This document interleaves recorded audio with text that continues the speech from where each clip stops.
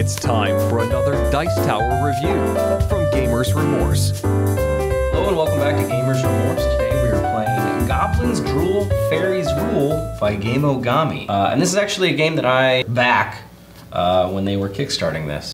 Goblins Rule, Fairies Drool is a card game by Gameogami and plays 1 to 4 players, taking about 15 minutes to play.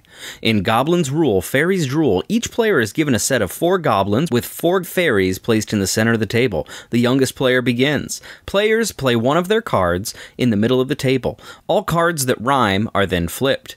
Then the cards that match the symbol of the card placed in the center are retrieved. Possible symbols include toadstool, moon, sun, or frog.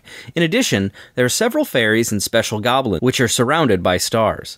When these cards are played, they flip over all cards in the center of the table. The first player to have all fairies in front of them is the winner. Alright, so in this game, I believe the youngest player goes first. If only we knew. Oh, wait! Alright, so this is a game of rhyming and iconography, in which my goal is to get fairies before you do. So let's see. If I was to play spidery glue, so I'm gonna play cobweb shock, which will flip Goldilocks, which then means you get both of these anyway. PU would flip nothing, right? Correct, but you'd get PB and jelly. Yeah, I think that's a win. OPU flips nothing, but I get the sun card, which is PB and jelly. So I'm gonna play Dusty Dower, which flips everything, but I get nothing. So I'm gonna play He's So Smelly, which flips nothing, but I get Poppy Smock. Spidery Glue, which flips nothing, but I get Hula Hoop. Interesting. Wow. So I really only have one move here, right? So Nervous Nelly, which is a star card, so it flips over everything. And then I get anything with a sun on it. Yep. Earwax Stew, which will flip Baby Blue, and will get me Rainbow Swoop and Dusty Dower. That's crazy, right? Yeah. I don't know why I did that. Both of these will still get me Nervous Nelly, which I don't want, except for PB and Jelly would flip it over. And then I would get nothing. That's actually probably the best bet that I have. It's better to have nothing than a goblin. Yeah. Poppy Smock I could put in there and grab Sweet and Sour, and it wouldn't rhyme anything. That's actually my best bet. Hopefully you don't have anything that rhymes with that. So Poppy Smock rhymes with nothing. I get the other Moon. So I will play Dastardly Droop, which rhymes with nothing, but gets me Earwax Stew. So then Nervous Nelly flips over everything, and there's no suns. You win. Hey! Opa! Now we're gonna go ahead and review. What did you think, Brian? This was a very interesting game in that it's a children's game that adults can enjoy more so than your average children's game. This is a game I feel children would enjoy. They wouldn't be able to calculate the strategies as much as adults, but I think that might help the game. The adult could almost give them the game if they so desired, or they could just be maniacal and wreck their face with no remorse, which is probably what I would do, because I'm a terrible person. Visuals, let's just jump into my rubric. Visuals 0 to 2, I gave it 1.5. The visuals are fantastic. I really enjoy the artwork. It's very cartoonish, very silly, but at the same time, it's like just quite amusing. The characters fit their things, you know. So Penny Clue, you have this tiny fairy standing on a penny with a magnifying glass, and Hula Hoop, you have a fairy hula hooping, Rainbow Swoop, a fairy riding a rainbow. It's just very fun and silly kind of artwork.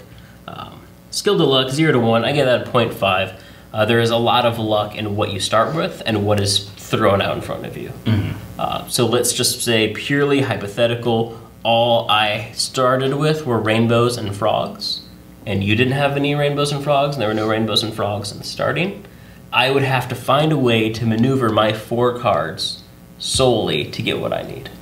That would be very difficult, whereas the other person could have 8 cards to work with. Pacing, 0 to 2, I give that 1.75. It was a fairly quick game. There is room for analysis paralysis, but playing this with younger children, they likely won't be thinking through a few turns in advance. Theme and immersion, 0 to 2. This is one of those games that has little theme.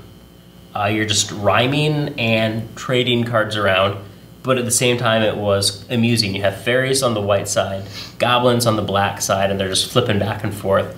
So, I mean, I don't understand a huge story arc, I guess you could say. There isn't a storyline progressing, but you do get this, you know, fairies versus goblins, and I want to get rid of my goblins, and I want to hoard the fairies. And so that worked well, but it would be fun if there was some other aspect, maybe some special abilities aside from the stars or something. But again, that would hinder some of the younger audience. So maybe it could be a play variant in that regard. Mechanics, 0 to 1, I gave it a 0.5. I really enjoyed the mechanics of rhyming. I don't know what it was, I don't know many other games that do that, but just this idea of, oh, these cards rhyme, and because they rhyme, they interact. I really enjoyed that. It's one of those things where, like, you hear the idea and you're like, well, that's silly. Like, yeah, it is silly, that's why it's awesome. And then the iconography and the way those works, that was really fun. The way of the star cards that flip everything, that was quite amusing. So just the mechanics all kind of were weird mechanics that the average game does not have, but they worked very well when meshed in this format. And then was it fun? 0 to 2, I give that 1.5.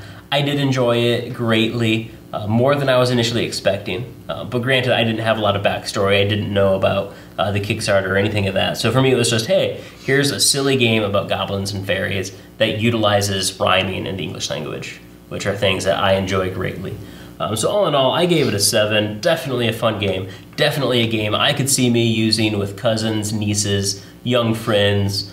You know, if you babysit young children and you're like, oh, all they want to do is watch Dora the Explorer, be like, hey, let's play a rhyming game. I think they would enjoy it, and you will too. Sean, what were your thoughts? This is one of those games that's just beautifully illustrated. It shows up on Kickstarter as an idea, right? Which is just how Kickstarter should be. Hey guys, I have an idea. I priced it out, it's gonna be about this much. I found this artist, he's willing to do the art. Let's see what we can make of it. And it ended up brilliant. Like, I absolutely love it. When I saw the idea, I was like, yeah, I'll back that. It's simple, it's easy, there's not a whole lot that could go wrong, and in fact, a lot went right over the process. So I can't say enough good things about this game.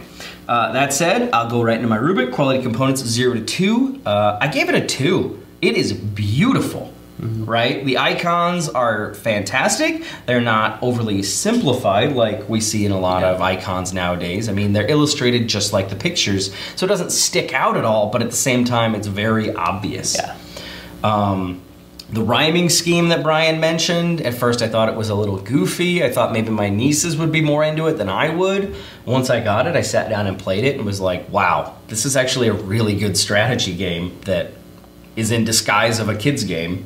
So please, if you see this in the store, do not overlook it. Give it a try. It's a good balance of skill to luck, 0 to 1. I gave it a 1.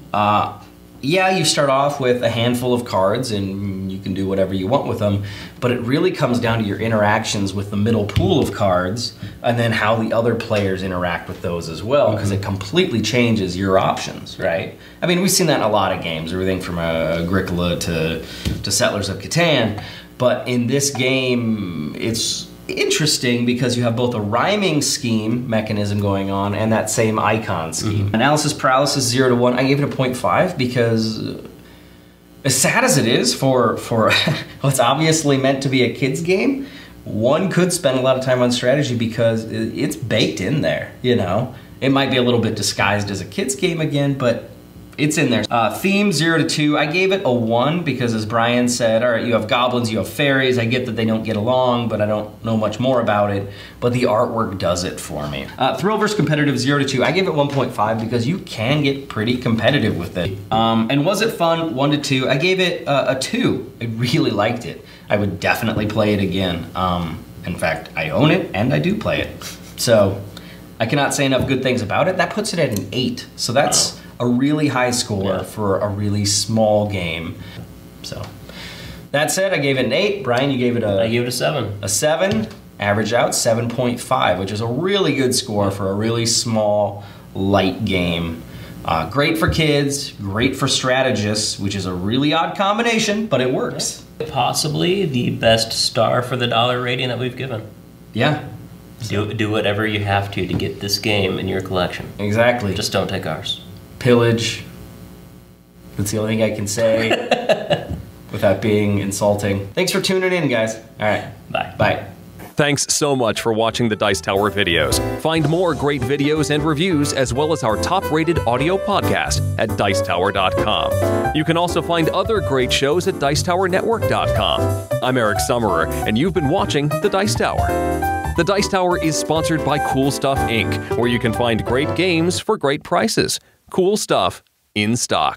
Check them out at CoolStuffInc.com.